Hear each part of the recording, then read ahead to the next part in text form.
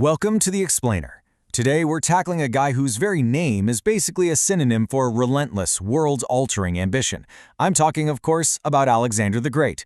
But look, we aren't just going to do the standard routine of looking at him as a conqueror who redrew the map of the ancient world. We're really going to study the man himself. We'll explore his tactical innovation, his attempt at cultural synthesis, and most importantly, the profound, absolutely devastating psychological toll that comes with wielding absolute power. Okay, let's dive right into this. To really understand Alexander, we have to grasp the intense expectations placed on him from day one. His father, Philip, was a pragmatic, brilliant military mind who literally transformed Macedonia from a backwater state into a total powerhouse. The story goes that a 12-year-old Alexander managed to tame this massive, wild horse named Bucephalus just by realizing the animal was terrified of its own shadow. He simply turned the horse toward the sun and calmly mounted it. Watching this, Philip wept with pride and delivered this crazy prophetic message: Macedonia was too small for him. That single moment perfectly sets the stage for what becomes an explosive, tragic, and highly cinematic historical arc. Section 1. Forging the Boy King. Alexander was molded incredibly fast. Born in 356 BC, his mother Olympias instilled in him this deep, unshakable belief that his true lineage was divine. By 343 BC, his father had recruited none other than Aristotle to be his private tutor. I mean, the kid slept with an annotated copy of Homer's Iliad under his pillow, literally casting himself as the legendary Achilles. But it wasn't just book smarts. By 338 BC, at just 18 years old, he commanded the elite companion cavalry at the Battle of Chaeronea, shattering the undefeated sacred band of Thebes. And then, in 336 BC, following the sudden assassination of his father, a 20-year-old Alexander ascended to the throne. And he wasted absolutely zero time proving he was the one in charge. When rumors of his death sparked a revolt in the city of Thebes, Alexander marched his army a staggering 240 miles in just 2 weeks. It's insane. He stormed the city, completely razed it to the ground, and sold its surviving 30,000 inhabitants into slavery. The message to the Greek world was chilling and crystal clear. The new boy king would brook absolutely no dissent. Section 2. Conquering the Persian Empire. In the spring of 334 BC, he crosses the Hellespont into Asia. And honestly, Alexander was an absolute master of public relations. Upon landing, he literally cast his spear into the soil, claiming the continent was won by the spear. He framed this whole invasion not as some Macedonian land grab, but as a pan-Hellenic crusade to avenge past Persian invasions. He visited the ruins of Troy to pay homage to Achilles. Later on, in the city of Gordium, he encountered the legendary Gordian knot, this impossibly complex knot with a prophecy that whoever untied it would rule Asia. Alexander didn't even try to untie it. He just sliced right through it with his sword. He was writing his own mythology in real time. And this brilliantly illustrates his tactical genius on the battlefield. At the Battle of Gaugamela in 331 BC, Alexander faced the Persian king Darius III, who had a vastly superior force and had even leveled the ground specifically for his war chariots. But Alexander doesn't play by Darius's rules. He marches his cavalry diagonally to the right, forcing the Persian left wing to mirror him just to prevent being outflanked. This horizontal shift physically pulled the Persian lines apart, creating a gap.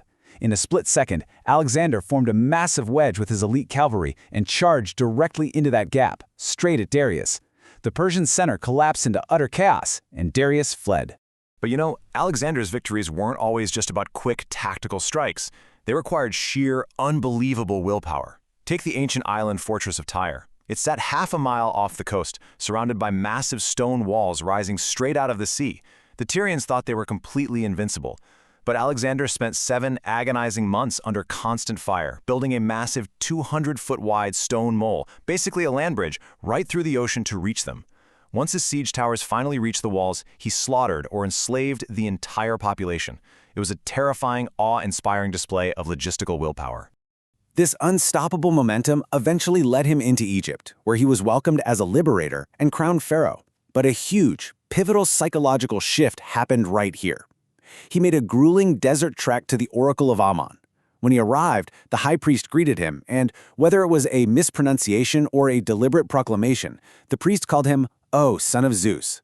From that exact moment forward, Alexander didn't just think he was destined for greatness, he increasingly viewed himself as a literal living god. Section 3. Paranoia and the East. Now, what's really interesting about this is the profound cultural chasm that starts opening up. With Darius dead, Alexander wanted to unite East and West into a single global empire. But you have to remember, his army was built on a Macedonian brotherhood. These were fiercely independent veterans who viewed their king as a first among equals.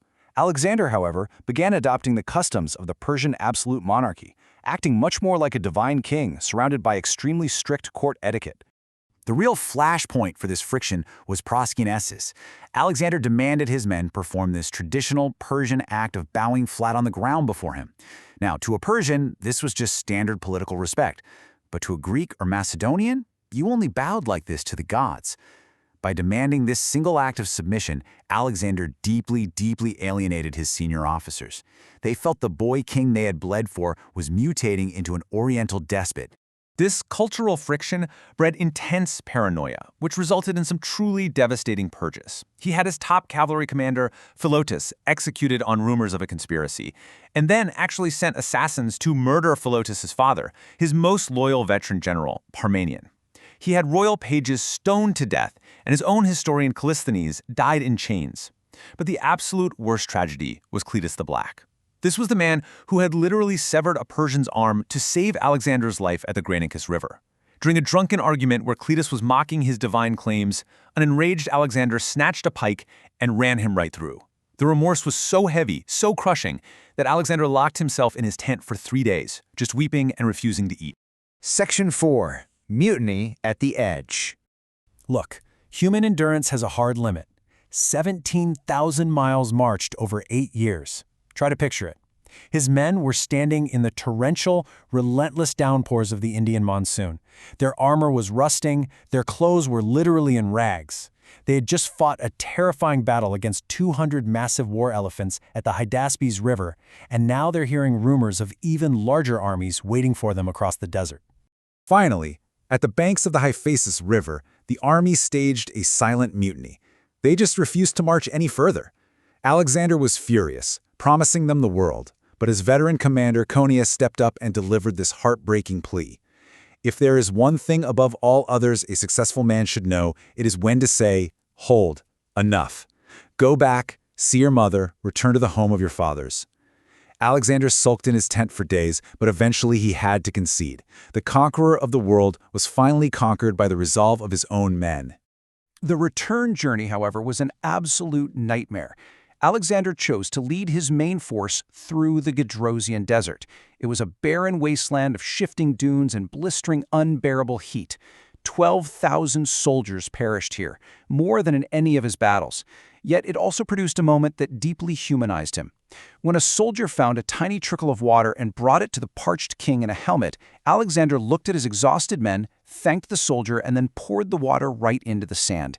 He refused to drink while his men suffered. Section 5. The Splintered Legacy. Let's move forward and see how this all builds into an explosive finale. Trying one last time to force a unified Greco-Persian empire, he organized the Susa weddings, a mass ceremony marrying his top officers to Persian noblewomen. But instead of unity, it just sparked resentment.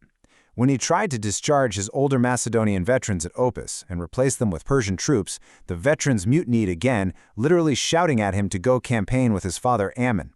But the final crushing blow wasn't political, it was deeply personal. His closest companion and confidant, Hephaestion, fell ill and died.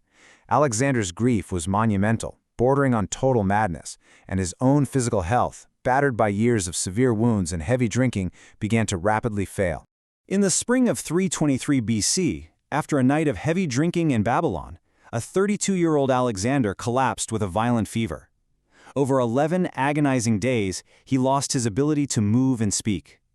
As his grief-stricken soldiers filed past his deathbed, his generals leaned in and asked to whom he left this vast, unprecedented empire. Alexander reportedly whispered his fateful last words, "To the strongest." With no clear heir, those 3 little words sparked a devastating 50-year civil war among his generals, known as the Diadochi. The empire was violently carved up. Ptolemy took Egypt, establishing a 3-century dynasty. Seleucus claimed Mesopotamia and Persia. Lysimachus took Thrace, and Cassander secured Macedonia, eventually going so far as to execute Alexander's own mother, wife, and young son just to secure his power. So the crucial point is this. Alexander's political empire collapsed almost instantly upon his death, but the historical shockwave he created birthed the Hellenistic Age. Because he smashed the barriers between East and West, Greek became the lingua franca of trade and culture from the Mediterranean all the way to India. Cities he founded like Alexandria and Egypt became these incredibly vibrant hubs of unparalleled scientific and intellectual exchange. We're left looking at this incredibly complex tapestry of unparalleled military genius and devastating human cost. He pushed the absolute boundaries of what was deemed possible for a single human being. But as we reflect on the paranoia, the purges, and the ultimate fracturing of his life's work, I want to leave you with this provocative question. Did Alexander truly conquer the world? Or in the end, was he simply conquered by his own insatiable ambition? Please like and subscribe.